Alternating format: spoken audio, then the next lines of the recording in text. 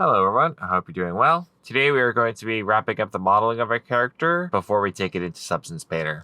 So that means we are going to be adding in our teeth. We're going to be doing a last minute check for any N-gons we may have missed. We are going to be double checking for symmetry, and we are going to be UV mapping our character. Once all that's finished, we'll then export our character to an FBX file, which we can then take into Substance Painter. So for starters, let's begin on those teeth.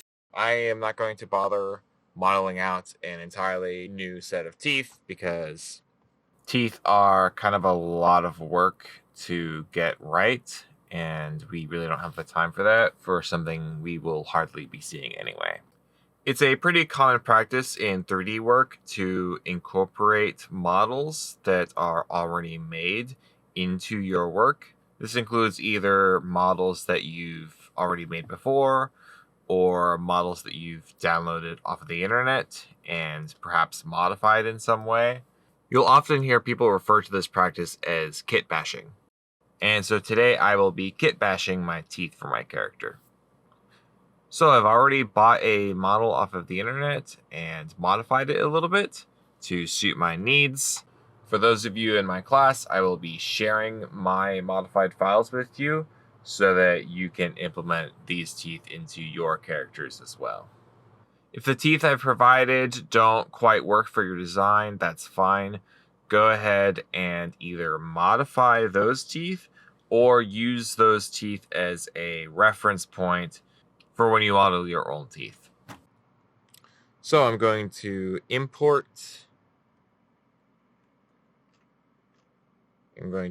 the teeth stylized file, and those are huge. So obviously we don't need teeth this big. So I'm going to hit Control G to put them in a group, and I can scale that group down.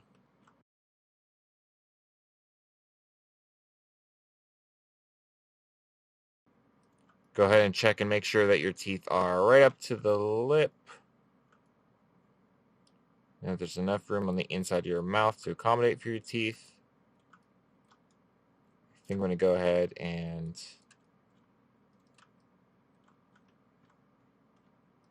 make a couple small adjustments.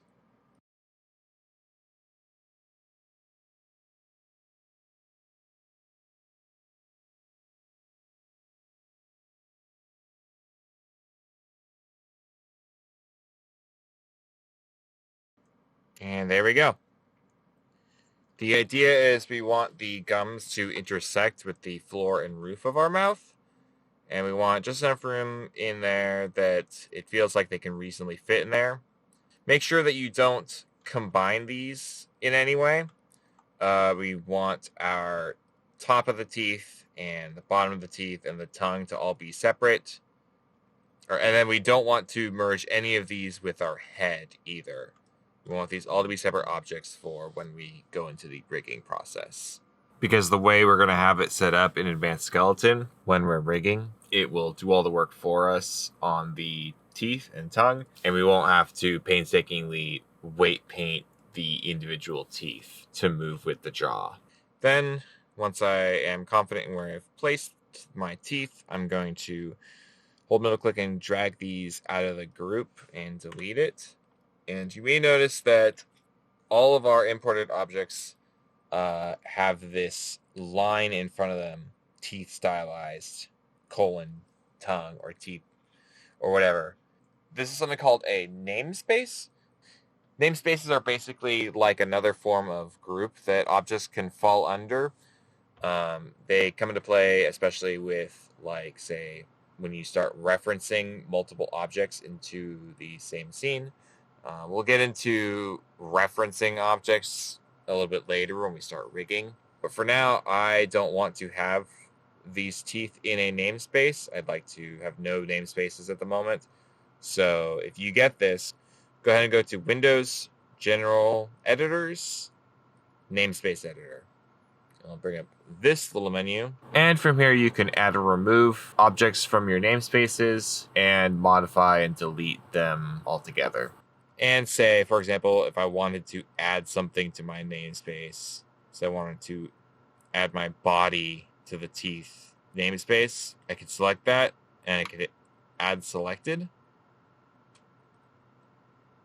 And now my body is in the namespace for my teeth. But we don't want those at all, so I'm going to select my teeth stylized namespace and select delete.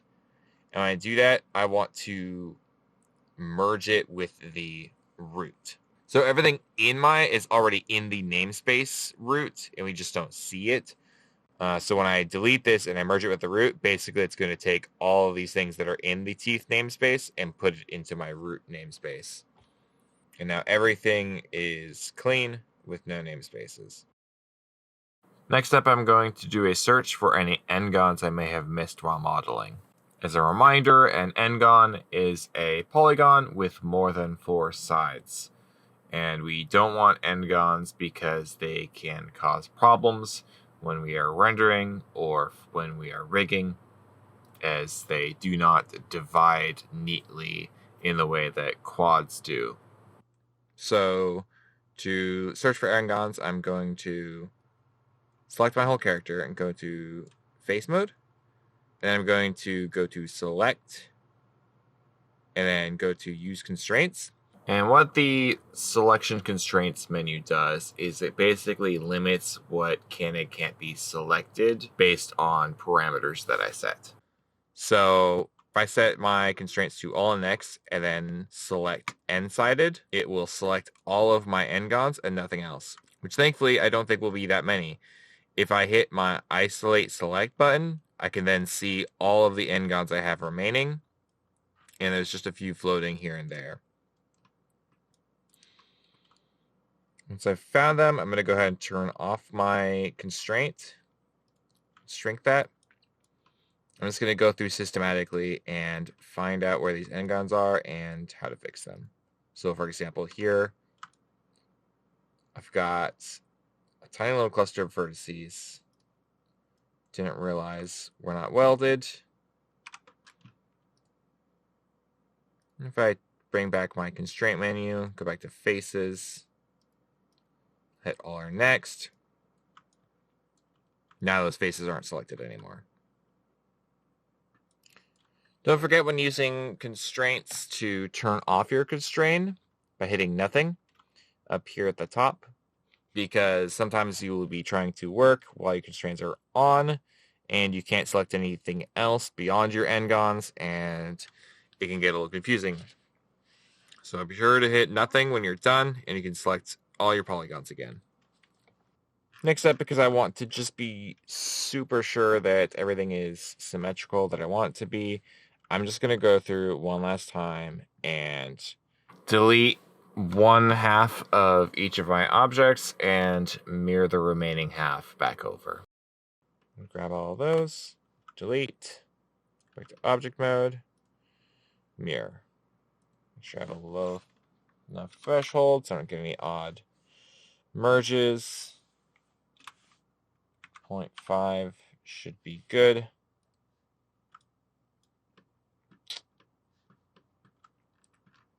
There we go. Just going to go through and do that for each part of my character. Next up, I'm going to be UV mapping. I already did a pretty extensive explanation of UV mapping in the weapon assignment video for UVs, so I recommend going back to that video if you need a refresher. However, I will show some of my process here, and I will also be jumping to the end and showing the end result and explaining some of my thinking for my decisions.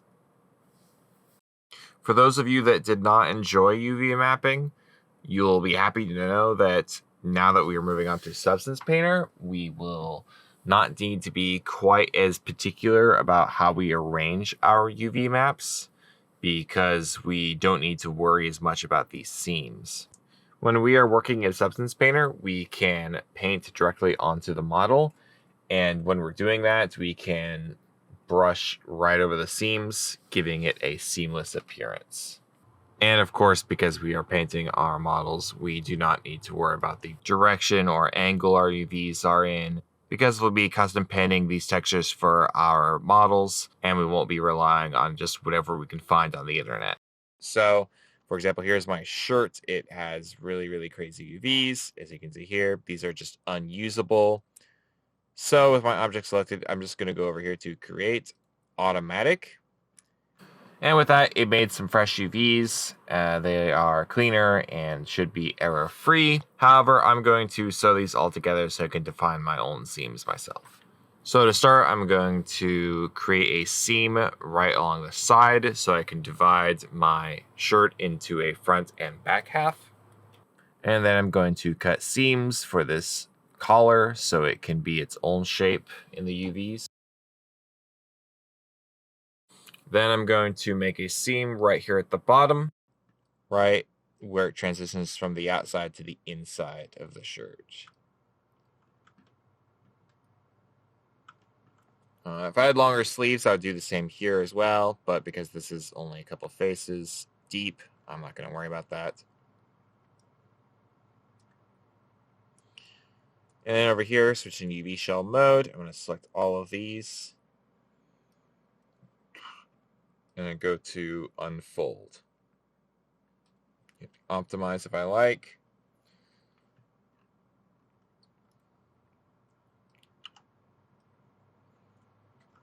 And I almost like what it gave me, but not quite. So I want to look at what else I can do here. It seems I still need to make a seam right. I'm going to go ahead and do a split right here.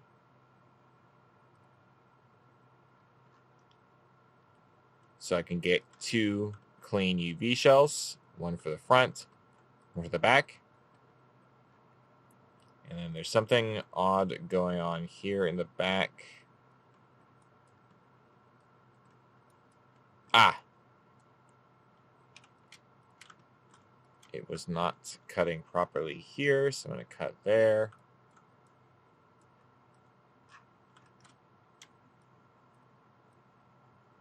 And now I'm going to unfold again. And it looks much more like I want it to. And now I'm just going through and manually rotating these shells the way I want them to be. It's not totally necessary for me to get them like this, but I would like to do it for my own clarity.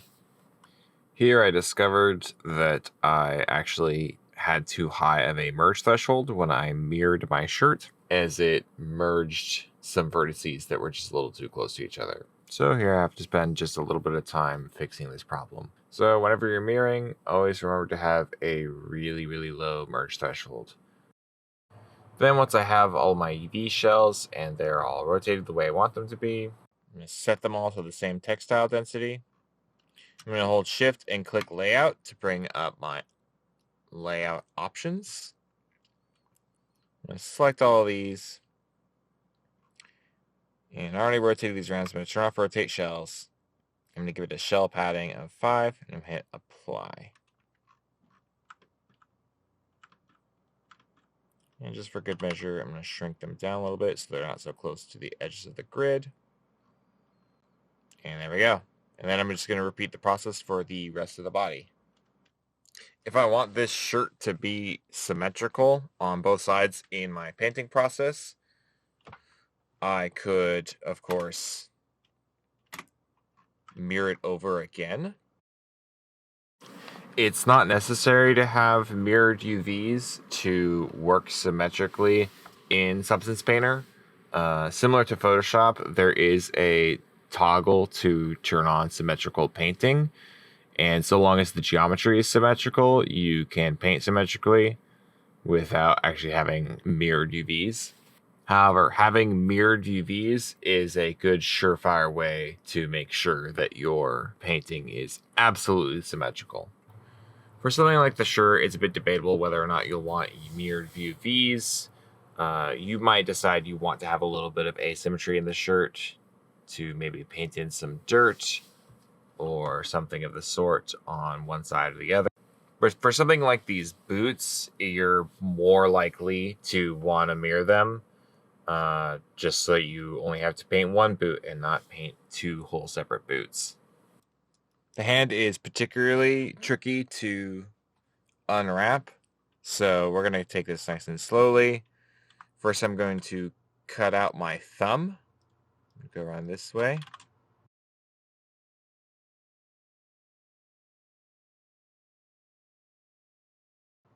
hit cut. And I want to put a split right down the middle of my thumb. I'll put it right here. Cut that way.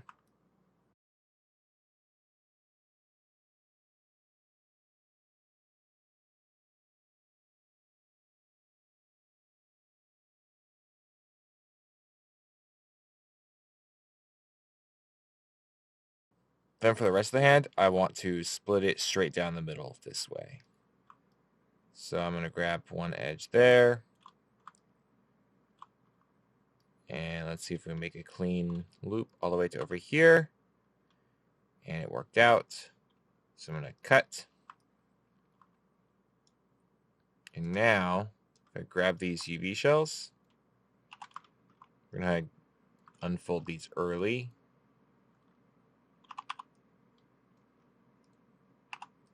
Gives us some weird shapes.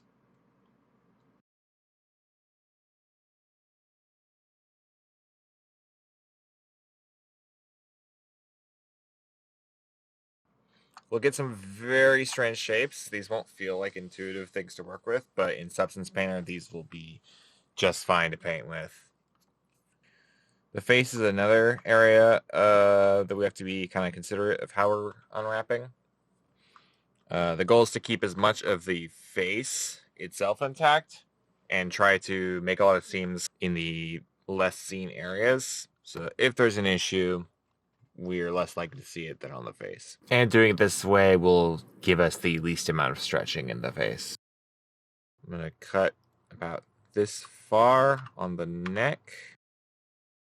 And the same thing in the back. Come up to about here. A little further. Basically, however far I think that hairline's going to go. So to here should be good to cut. Turn on my symmetry. We're going to cut out this ear as well. And then going inside of the mouth, you want to make a seam right where you feel that it transitions from being the lips to the inside of the mouth. And then from there, you want to make a seam running along the entire bottom of the inside of your mouth. And then for the eyelids, it's the same thing as sort of the inside of the mouth. Just find that edge that you feel is the transition point between the eyelid and the inside of the eye socket and make a seam there. If you feel that your nostrils are particularly deep, you may consider having a seam just in the inside like this, but for my model, I decided against it. So I've gone ahead and mirrored my entire body, but I've decided that I want my face to not be mirrored because I want to potentially have some asymmetry in the face. So I'm going to select the seam down the middle that's just appeared when I mirrored everything, and I'm going to stitch them together and unfold my face. I'm actually going to make my face larger because the face is where I'm going to want the most detail. And then make my legs smaller because we're not going to see those. Same thing with the torso. So I've made sure my face has a bit higher textile density than, say, the thigh. It has about twice as much. So then I'm going to select everything, and in my layout options, I'm going to turn off rotation of shells because I've pretty much set them up already the way I want them to be. And I've turned off shell pre-scaling so it doesn't change the sizes of my shells since I've set those up already. And I'm going to lay out UVs. And there we go.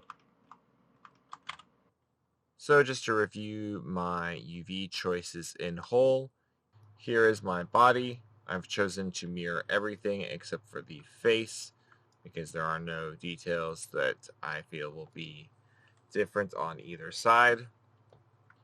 I've got cuts around the legs. I've got a seam going along the side. and a seam going down the middle. I probably don't need 4 seams for the torso. That seam in the middle was created when I mirrored things over, but I don't feel compelled enough to get rid of it either. Taking a look at how I did my ears, I made sure to cut out the ear itself, and then I have a shell for the inside. I have a shell for the outside, and the shell on the outside has a seam in the back so that it can unfold neatly. And then I've got a seam running down the inside of my leg, which comes out to a seam around the ankle as well. A seam right down here in the foot that you can see right here. It unfolds around this way. And I've got a shell here that's just the bottom of the feet. The hands, as we saw before, consist of 3 shells, one for the top of the hand, one for the bottom of the hand, and one for the thumb, which is unwrapped like this. And the arms are similar to the legs. There is a seam going down the bottom of the arm, allowing it to unwrap like so. I actually did just remember that one of her arms has a tattoo in my original design, so I am going to need to make an adjustment. So I'm going to make some manual adjustments to separate those arm shells.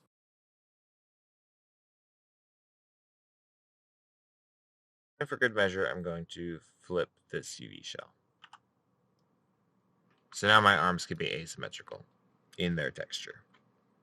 Next up is the shirt. I decided to actually have the shirt not be mirrored so that I can have some asymmetry as well. I may paint some dirt on one side or the other. My bracers are completely mirrored. My belt has overlapping UVs because I'm going to apply 2 materials to them. The knife over here does not overlap with itself, and the belt does not overlap with itself, but I am treating them as the same object otherwise. Then moving down to the pants, I was able to get the pants to be basically 2 shells that are mirrors of each other.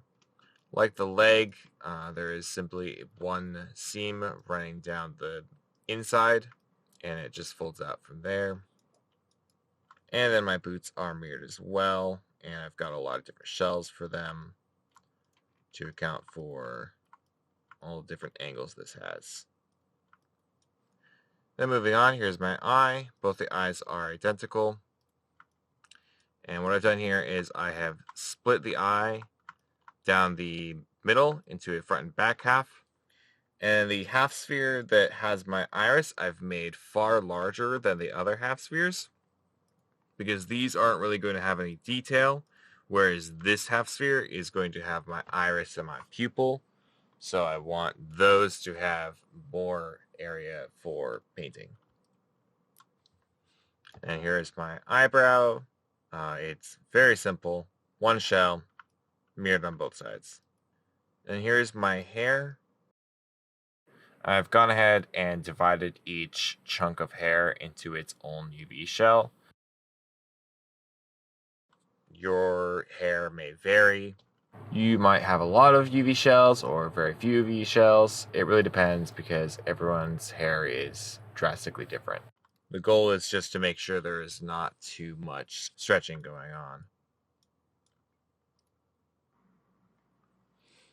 Okay, now that everything has been UV mapped, I'm going to finish off by giving everything a unique material. This will help us out in Substance Painter, because then we will be able to paint by material rather than painting to the entire character mesh all at once. And then from there, I'm going to go ahead and delete my reference photos and my sculpt, because I don't need those anymore. So now the only thing left in the scene is my character. And now the last thing for us to do is to export an FBX. To export an FBX, you may need to ensure that a certain plugin is activated. So to do that, go to Windows, Settings and Preferences, Plugin Manager, and search FBX. And you want to make sure that these two plugins are loaded and selected to auto load. So Game FBX Exporter and FBX Maya. Then once you've done that, go ahead and select your entire character and then go to File, Export Selection. And from here, you can give your file a name. I would give it something like character or the name of your character underscore for painting, just to differentiate from any other version of your character. And then you want to go over here to specify your file type and just scroll down until you find FBX export. And scroll down to embed media and check that box just to make sure that all of your materials come through. What embed media does is it basically takes your materials and textures and bakes them into the FBX file. And then you should be good to hit export selection. If I go to import, I can then check and see that my character for painting is in my scenes folder. And so with that, I'm ready to take this into Substance Painter. So I hope you have a good day, and I'll see you in the next video.